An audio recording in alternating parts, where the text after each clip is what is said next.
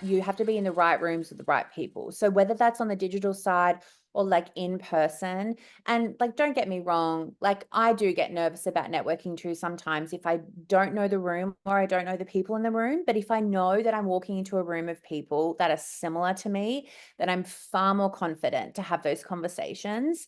And I think that's like a really big part as well of growth in yourself as a business owner, and knowing, is this going to be relevant to my time? You know what I mean? Is this actually going to help me get ahead, connect with people that could potentially inspire me or help me in some way? I think, and LinkedIn can really help you get there. And some of the best leads I've ever gotten have been cold off LinkedIn. Yeah, same. Oh my God. And I love Mhm. LinkedIn because you can literally find the exact person in the exact role at the Yes. exact business that you're trying to target. It's like a gold mine for sales and marketing. I know, it's honestly brilliant. And I think that's why I say to people, I connect with people every single day on that platform, because I'm like, I love that business. I'm just going to connect with all the people in the business. And then, it's people who you may know that maybe be connected, and it's just a gold mine. It makes networking and finding people so much easier to start conversations, or just to purely explore like what's happening in the world, or what are people doing, what are people saying, how are they responding to different campaigns. And that's what I love about on the marketing side as well. Something that I would love gets posted as like a thought pattern on LinkedIn, and people are like, I hate it, and these are the reasons I hate it. And I'm like, actually that's like a really good perception, Mm. because I didn't think about it like that. And then sometimes it's a good way just to, for your consumers as well and your customers, to be like, okay, this is how potentially I think that they would like resonate with my campaign. I love that. Now, I want to talk about the new performance Mhm. business. Yes. How did you get into this space and what's it all about? So my career actually started at Warner Brothers. I Oh, worked in the theme cool. parks before I moved abroad. And then I moved into like really creative industries. So, and then I was a drama major at theater. So I'm like entertainment gal, like Oh, drama gal cool. through and through.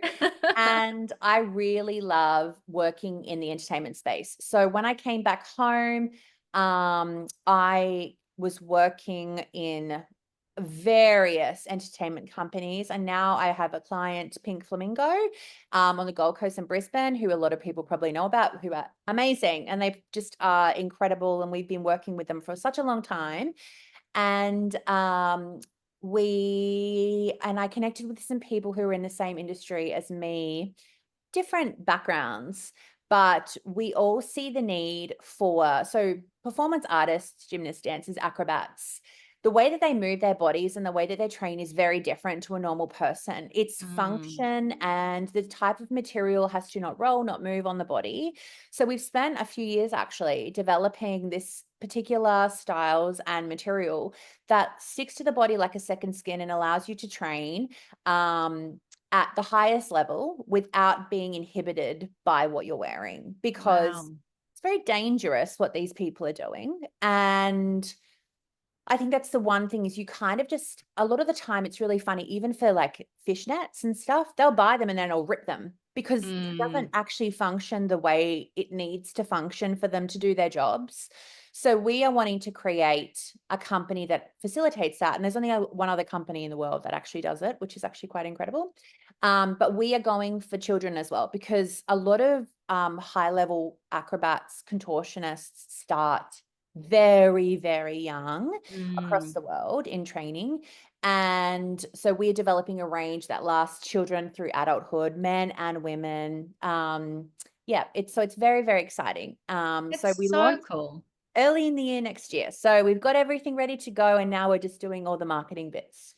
Oh my God, it's so amazing. How has it been different from building a services based business to now building a product based business? How have you found the difference? Well, this is actually my very first product-based business, because I am like service girl through and Yeah. through. So for me, it's a whole new ball game. I mean, I do market other e-commerce brands and things like that, but to develop one is a very different feeling. Because I think with service, it's a very emotional tug. Like the Mm. experience they get is so emotional, and they get attached to the brand and they grow and love it. But I think with e-commerce, it's a little bit different because it's not the same sort of share. So I'm learning a lot. I'm actually doing a lot of my own knowledge and research, to be honest, because I want to be really good at this as well for my team. But yeah, and I'm excited to see where it goes. But I'm definitely like not one to sit back and be like, I know it all, because I absolutely don't in this space. And it's just an interesting way of learning.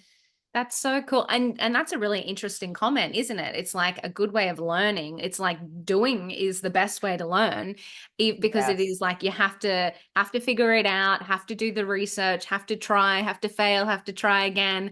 It's like the best way to become awesome at something.